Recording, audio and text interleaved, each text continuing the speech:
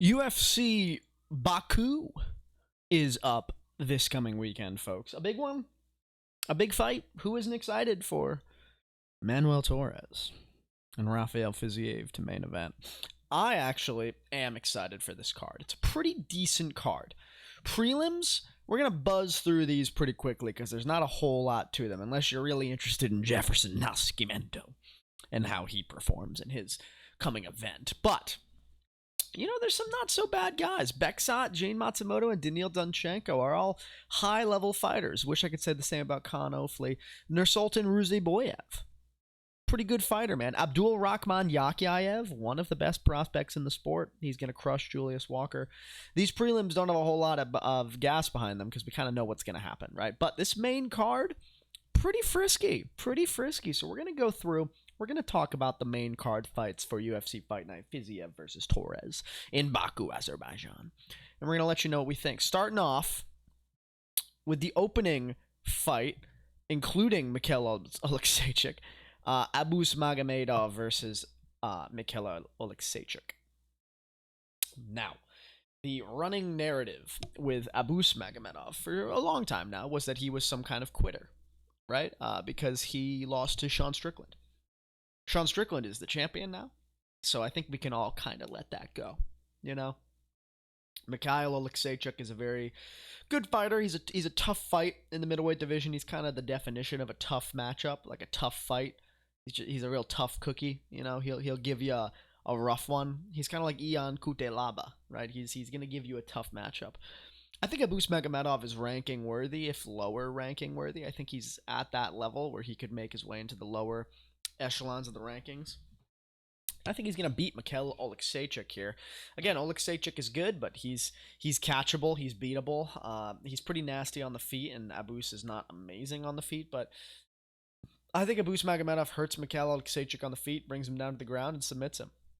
I think Abus Magomedov will submit Mikhail Oleksiejczuk. I know Abus is coming off a loss. I don't remember to who. Can we investigate that?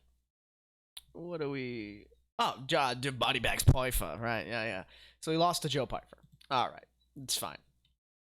I think Abus Magomedov is pretty good. I think he's a real tough fight for anybody. I think he's lower end of the rankings worthy, and I think Mikhail Oleksiejczuk is just a little shy of that. So I'm gonna go Abus Magomedov to win via submission in round 2 or round 3. Moving on up the card to literally the exact same thing, borderline top 15 middleweights, where one guy's going to win and one guy's going to lose. And the guy that's going to win is, in fact, Ikram Aliskerov. I think Bruno Ferreira is pretty damn good. I think he's actually quite the fighter in this division. I think he's pretty impressive. His last fight, he got knocked out against RoboCop pretty recently. That feels like it was pretty recently.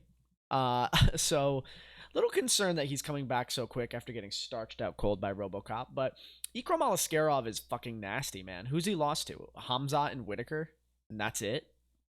I mean, he is a very solid fighter that I think will sit comfortably in the top 15 of the middleweight division, where Bruno Ferreira, I think, is going to be the definition of a fun number 13, number 14 guy that's just a tough son bitch that can hit real hard. That's kind of my vision for Bruno Ferreira. I think that's the life he's going to find himself in, being not a gatekeeper, but like kind of a gatekeeper, like a fun gatekeeper at the bottom of the rankings. I think Ikram Aliskerov is going to put some hands on Bruno Ferreira. He just got knocked out. Ikram's striking's not amazing, but it's pretty good. We've seen him put away some people. And I think he's going to put that mustard on Bruno Ferreira, who I think is going to be a little gun shy, and I think is going to be a little chinny after his last outing against RoboCop that was so recently. So I think Ikram Aliskerov is going to put the hands on Bruno Ferreira and get him out of there more impressively than Abus Magomedov, which is interesting that is kind of the fight we're looking at here. These two fights are very similar, man. I think both the Russians, or I guess Germany for Magomedov, are gonna win in pretty convincing fashion. I think Ikram might be a little bit more impressive than Abus, and I think both guys are going to be lined up for that, Roman Dolidze matchup, right? That Adesanya, I guess, is at that level now, which is crazy. But, like, the top 10, 10, 9, 8, 11, like that area in the middleweight division, I think this will be the birth of two new contenders in Abus and Ikram that we've always kind of known could be at that level. I don't necessarily think either of these guys are championship level. Ikram maybe, but I don't think either of these guys are really at that level. But I think they're more so worthy of being in, you know, I don't even want to say title contention, but being in rankings contention than a Bruno Ferreira or a Mikel Oleksiejczuk. So I'm going to go Abus and Ikram, both by late rounds finish. Abus by sub, Ikram by hands. Moving on up the card. Poor Charles Johnson, man. Poor Charles Johnson. I like Charles Johnson a lot. It's hard not to like Charles Johnson. He's so good at beating people he shouldn't beat, which gives me hope against Asu Almabayev. Asu Almabayev's a little shit. He's a little wrestle grappler fuck. He's a wet blanket to the highest degree, as we know. And Charles Johnson is just not that. Charles Johnson is our classic rangy striker. Significantly taller and significantly more reach for Charles Johnson, which I would almost say benefits the Abus Magomedov game, to be able to get on those legs and take down Charles Johnson. I'm gonna go with Asu Almabayev here. I think Charles Johnson's a fun underdog in the way that Charles Johnson is always a fun underdog. Like, he's the type that knocks out Joshua Van and the type that knocks out Loney Kavanaugh. Like, he's just kind of the type to do that. So if I'm going to pick somebody to, like, fluke, surprise, upset Asu Almabayev, Charles Johnson ain't a bad pick to do that. But am I going to make a bet that that's going to happen?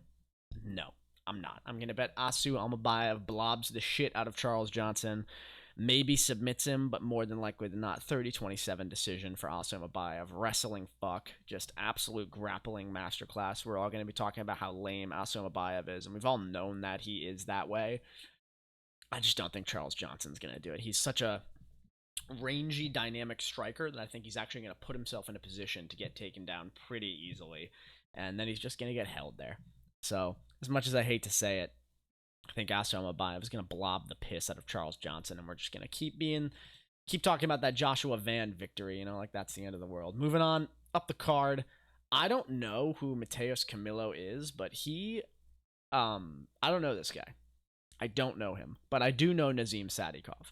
And I know Nazim Sadikov is one of the best unranked lightweights in the world. He's coming off a loss, Sadikov is. Who beat him? Who beat Sadikov? I remember who beat him. Fares Ziam not looking as good now since Ziam lost to Tom Nolan. What can I get on this guy? Is there anything of note here? I see. You decisioned Borshev, and you lost to Gabe Green. All right, then. I'm going to go with Nazim Sadikov to win this fight. Nazim Sadikov is nasty. He lost to Fares Ziam, I get that, but he is a menace on the feet. He's a menace on the ground. He's an exceptional fighter that does not get the respect he deserves. And Mateus Camilo seems kind of like whatever. I admit I'm a casual and I don't really know much about him, but this seems like a Sadikov win. So, going Sadikov. Just seems like my guy. Moving on, co-main event. Shara Bullet versus Mikel Pereira.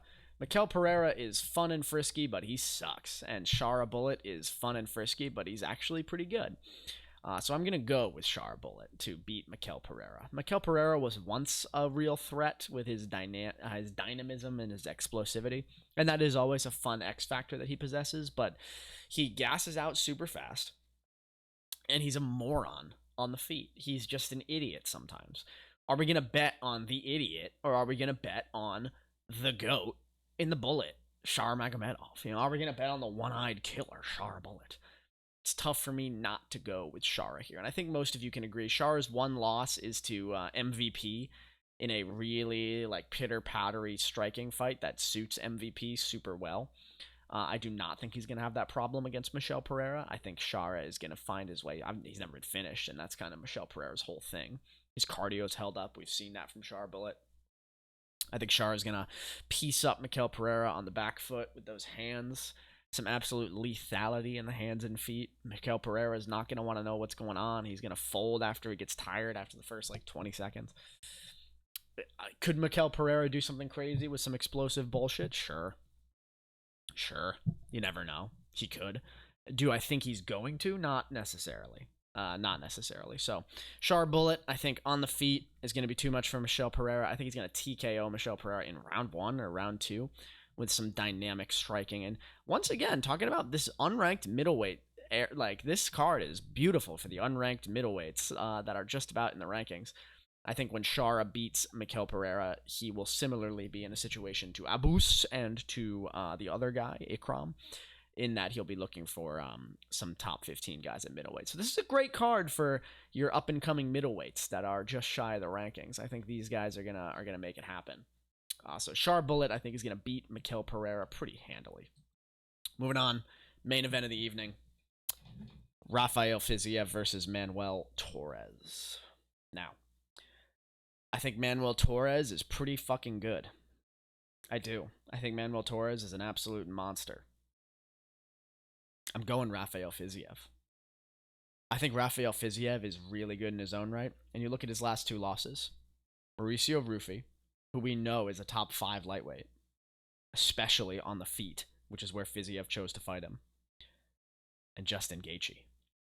The Justin Gaethje. I mean, those 2 losses to Gaethje ain't looking so bad, are they? You know? I'm going Fiziev, man. This is in Fiziev's hometown.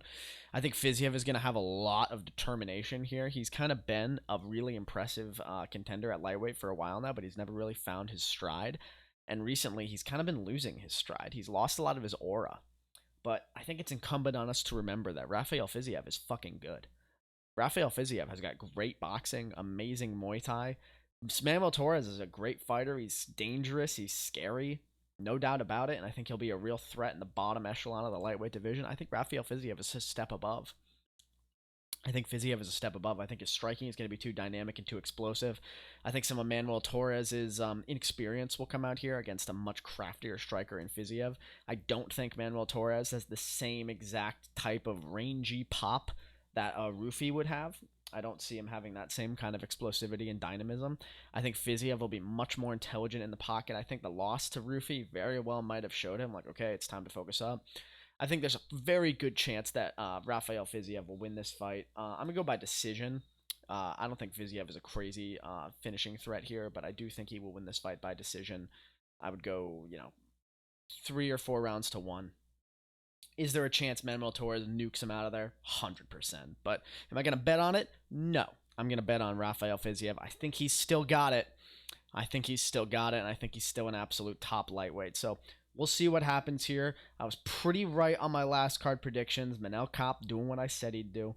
Navajo Sterling doing what I said he'd do. So I was pretty right about those predictions. So I feel pretty good about this, I think I got a pretty good eye on what's going on here. So going with Rafael Fiziev. Let me know what you guys think down in the comments below. Do you think Rafael Fiziev has still got the sauce? I sure do. And I think he's going to beat Manuel Torres. So thank you guys for watching. I hope you enjoyed the fight night. Remember, it's at noon EST. So watch early if you need to. And I look forward to discussing the results with you another day. So thank you so much for watching, and I'll see you guys next time. Peace.